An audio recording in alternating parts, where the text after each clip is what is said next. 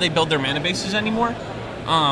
They have a lot of non-basics, and when they do have basic lands, they very rarely fetch them. So I wanted to basically exploit people being sloppy. We were talking about that today. People just jam a bunch of dual lands in their decks for no good reason. Yeah, exactly. You don't need that many dual lands. Don't need them, and you don't use all of the colors anyway.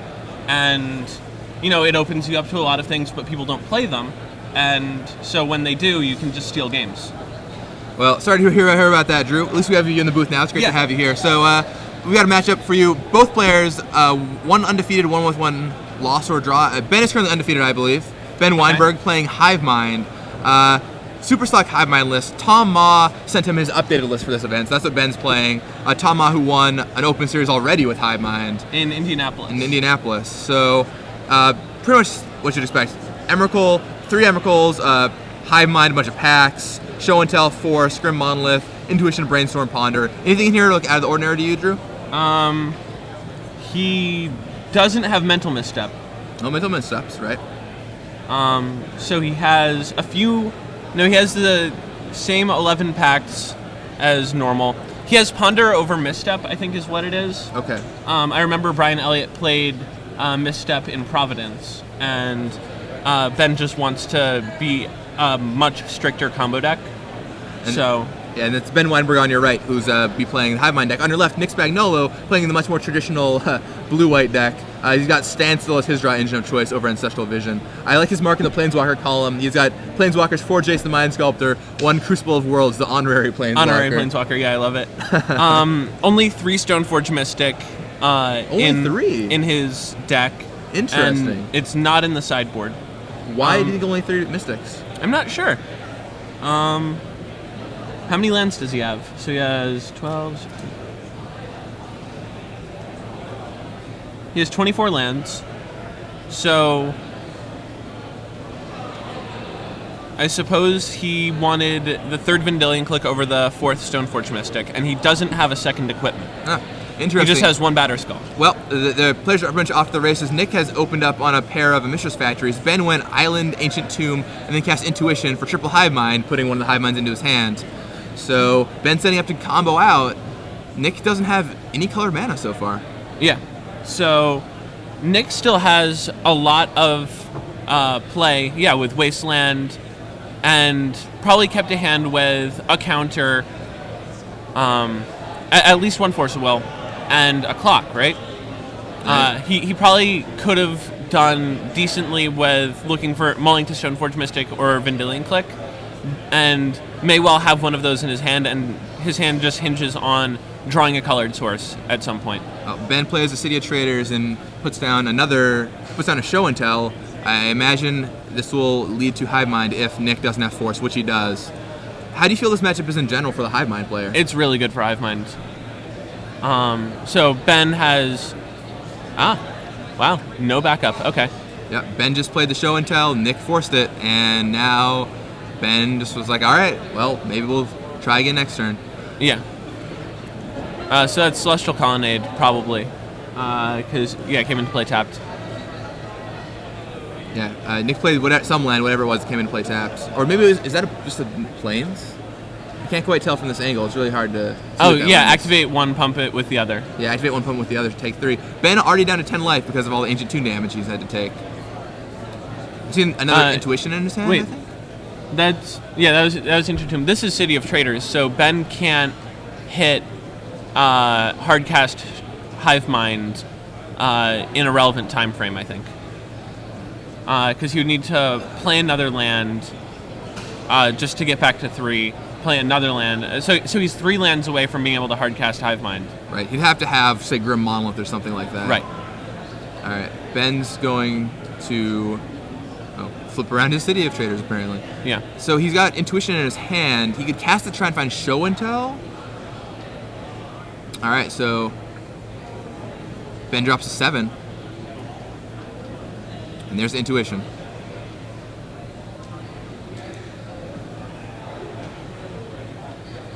And you think you just go for Show and Tell here? Yeah, you get Show and Tells, and if you're Nick, I think you have to force Intuition if you have it, because otherwise it turns on a Pact of Negation that you could have drawn. So you want to pick true. fights with Hive Mind on your turn over a spell that's going to be all the same in the end.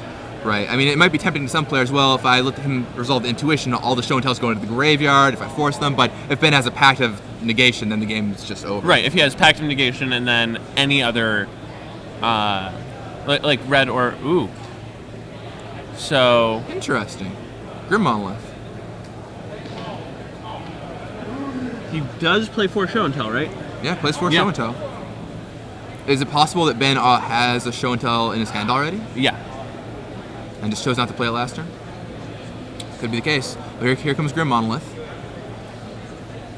And Ben's going to play another City of Traders, and that's 6. Yeah. Hard cast it. There's Hive Mind. Nick have the answer? Looks like back to the Titan. And that's that. Nick picks him up. Wow. Ben Lineberg off to a quick 1-0 finish. Yeah, every round, I just see, 10 minutes in, Ben's walking by somewhere. He's just winning all his matches in lightning speed.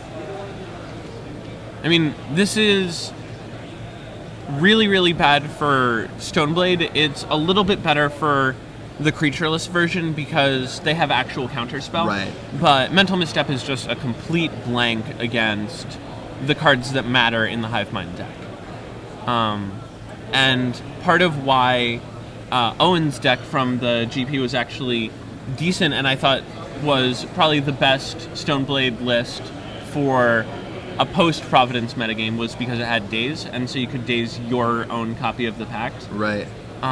Whereas everyone else just had, Spell Snares and Mental Missteps and Force of Wills and nothing else. Right, which is no good against Pact. And the Hive Mind deck is pretty resilient against, like you said, cards like Mental Misstep and even against Spell Snare. Neither of those cards do that much. Right.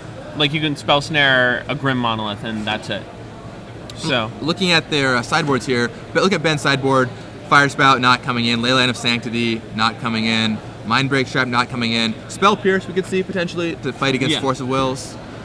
I think that Mindbreak Trap might come in if he thinks that Nick has access to multiple counterspells, but I think that his Spell Pierces will be fine and that he can just bring those in for, trim a few packs. The other option is cut Emeralds if he knows that Nick has access to Wrath of God. Right. Yeah, we were actually talking about this earlier, me and Ari. I wonder what your take is as kind of a person who plays a lot of Legacy. How good is Emrakul in this deck? Is it a clunky draw, or is it worth playing because you can show and tell it in sometimes? It does a lot of things for the deck that it wants to do. So let's say that they have, something that lets them deal with a Pact, right? They're a red deck that goes super late, or they're a red-green deck that goes super late, and so they can pay for everything but Slaughter Pact. Right. You need a way to just kill them, and the big thing about Emrakul is that it pretty much is unanswerable by the red-green decks.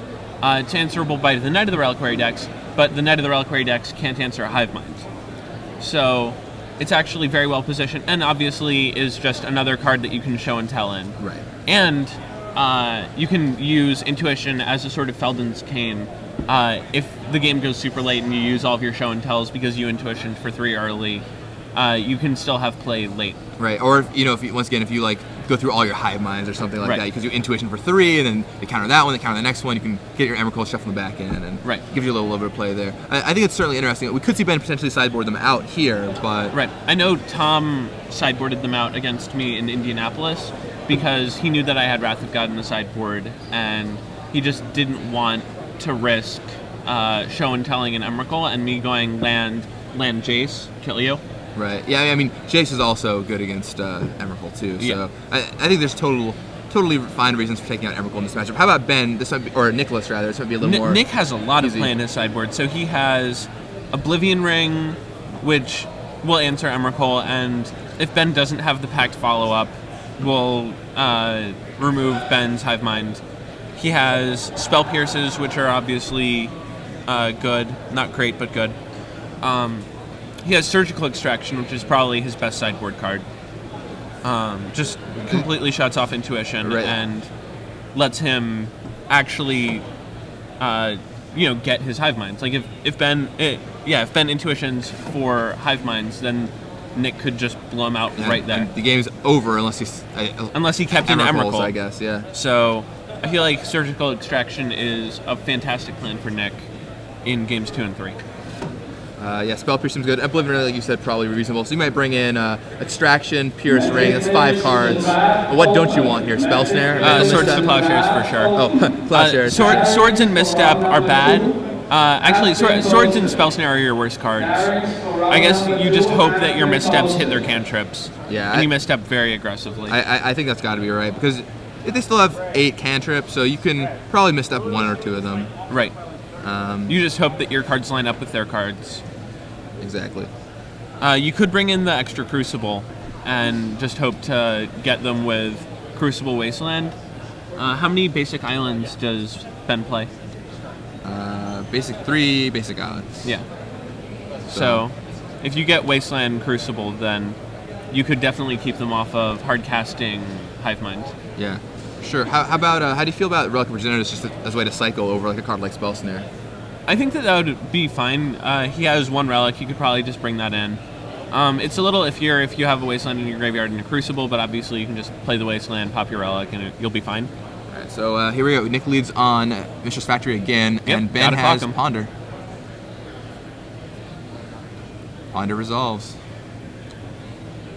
So when you look at your opening hand against blue-white deck, what kind of things are you looking for? Like, if you're Hive Mind? Is like protection really important? Or do you just want to have like the combo and assemble the protection later with your cantrips? I think that you want to be able to put together a hand that has show and tell. I mean, especially against blue-white, they can't answer any of the pacts. So you want a bunch of cantrips that will sculpt you a hand where you can Hive Mind them with protection and then pack them. Same kind of start for Nick this game. He played another Mistress Factory, served in for 2, no colored sources. Ben drops Ancient Tomb and then casts Grim Monolith. I think that Nick actually has the right strategy here. I mean, if his hand had developed a little differently, so decides to not get in for 3, which means he has Brainstorm. Seems likely. Unless he's trying to maybe represent Spell Snare for Monolith, that seems so irrelevant. Yeah, Ben's not playing Monolith at this point. He's playing a bunch of 3s or 6s. All right. Could we see a Hive Mind here? Yeah, I mean, it looks like Ben has Hive Mind, and he's clearly... Oh, or Nick could have Spell Pierce. No, Nick could Spell Pierce. That's very true. I think Ben taps 6 and reconsiders, and Ben's going to opt for the show and tell method instead. And takes his Ancient Tomb medicine. Ben already down to 12 life, and that deck does deal damage to itself pretty fast. So, yeah, I think you're right that the Mistress Factory route isn't all that bad for Nick Spagnolo. Yeah. Mystic might just be very, very slow. Yeah. All right. It's almost like it's a Goblin Guide, right? Pretty close. Or Wild Nicodle, something like that, if you draw 2 of them. So now, Ben, I think Nick said it resolved. I'm not sure. Yeah, he's thinking about what to put into play. No. No? Or not. Was thinking about brainstorming, but then he probably doesn't have any blue cards in his hand. It's Spell Pierce. Spell Pierce on the Force. That's so filthy. And now if Nick has the Pierce back, he can still pay off that Grim Monolith. Yeah.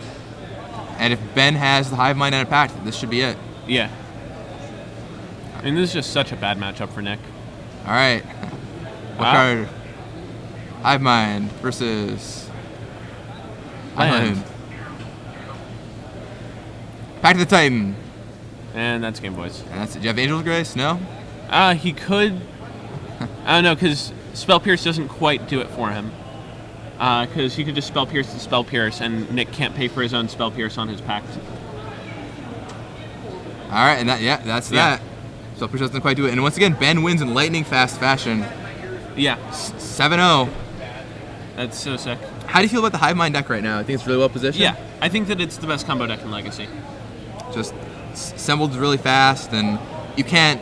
Like, Storm is traditionally very powerful, but there's so many things that can go wrong and so many ways that can disrupt you. You have to resolve like a million spells with Storm. Yeah. With Hive Mind, you actually just have to resolve Show and Tell. You play it, yeah, exactly. You do it turn 2, turn 3, and that's that. Right. And you just kill him. So here we are back in the booth. I'm Gavin Verwey with Drew Levin. We just saw a super fast matchup between Ben Wienburg and Nick Spagnolo. We'll try and get another match for you shortly. We have numerous other feature matches over there. Ben wins yet again. How do you feel about Ben's take on this list? There's some small things you said were different, like no mental missteps